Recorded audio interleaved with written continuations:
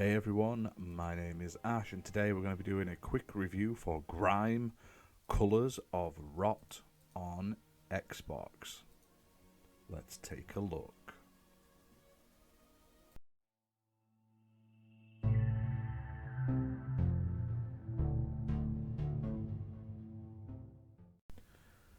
GRIME is a mix of genres.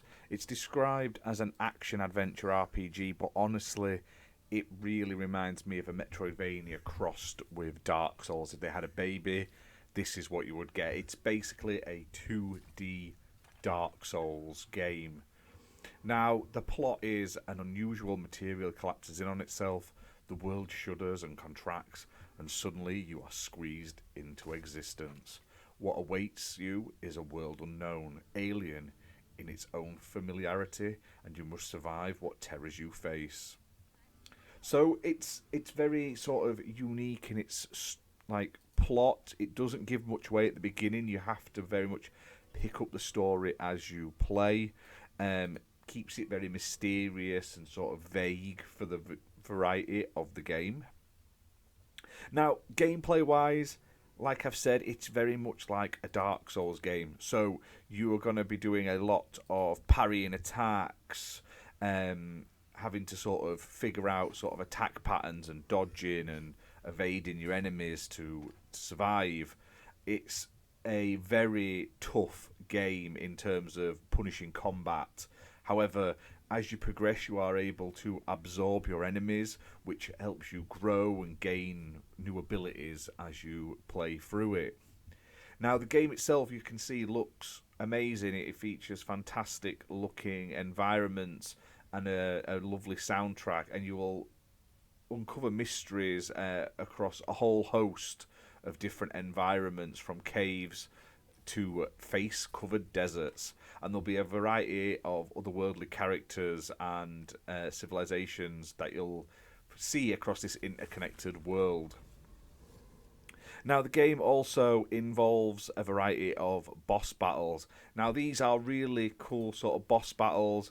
They're very varied, and they do sort of inform you in a way of how to beat them. It gives you sort of like visual and clues and stuff like that, so you know eventually how you'll be able to beat them. And as you progress, these sort of bosses get you used to sort of how to do certain parts of the game. Maybe it's use a new sort of skill or ability, or just sort of use the build you're using better. So the bosses are the highlight of this game for me.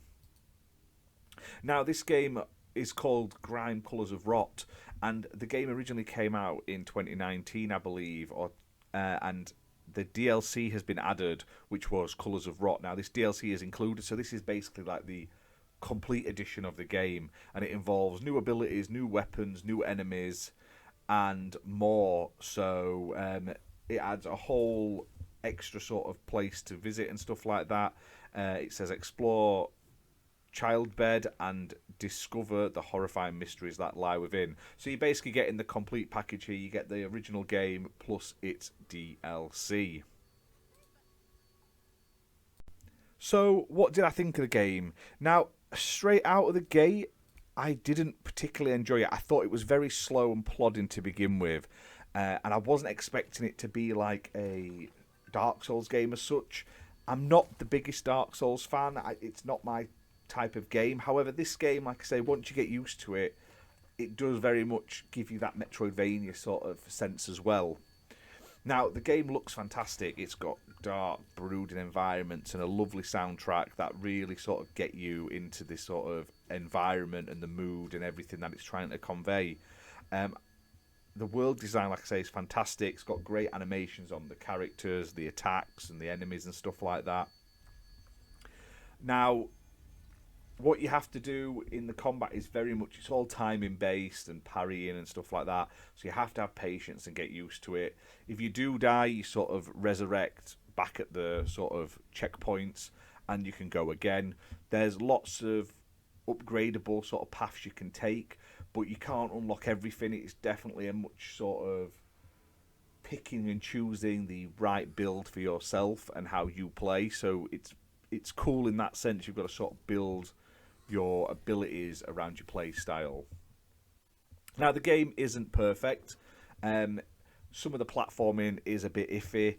Like I say, there's a lot of like precision platforming, and I don't think the controls are perfect for it. They're not the worst, but it is one thing of notice. I did notice there's a lot of like jumping sections and stuff like that and platforming, and also there's a lot of like enemies that pop out at you and just do damage. Like obviously you'll eventually get used to them, but in a Souls-like game you don't expect to be sort of like jump attacked basically out of the blue. You normally sort of can see them come in and sort of plan your sort of attack and defense and stuff like that in advance. Now the game itself is definitely worth your time if you're into the sort of Soul series. I quite enjoyed it. I do think it takes a little bit to get going. Like I say, you need a good hour or so into the game for me to really sort of get it going. But once it gets going, it is really, really good. Now, there is a learning curve to the game. It's got a nice progression system and everything like that that make it progressively easier or you progressively better.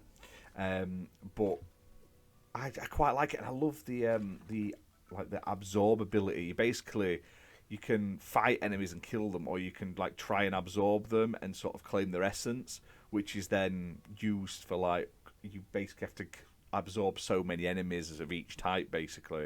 And I thought that was really interesting, and not enough games do that. So you sort of like, do I kill it or do I absorb? And I thought that was really cool. There's a really good variety to the enemy designs as well. They're all creepy and cool looking as well, so you're gonna get a whole host of awesomeness in this game.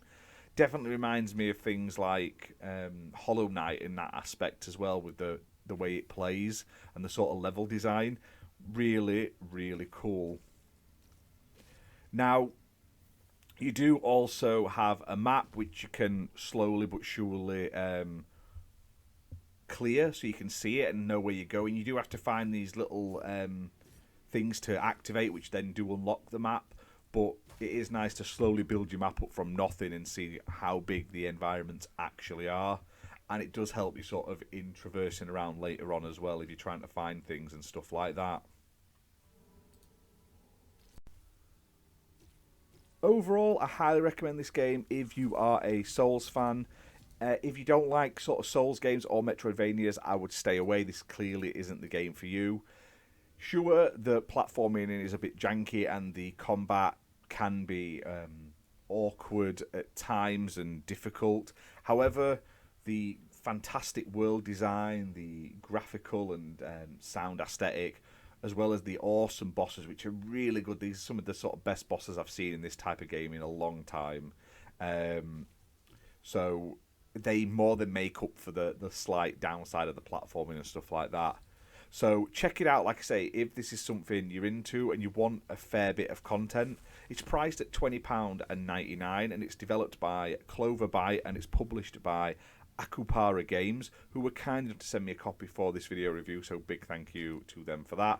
It's playable on Xbox One and Xbox Series X and S, and it's optimised for Xbox Series X and S as well, and it supports smart delivery. So if you want a cool little game and you want to sort of get into sort of a Metroidvania with like a Dark Souls twist, check this game out right now.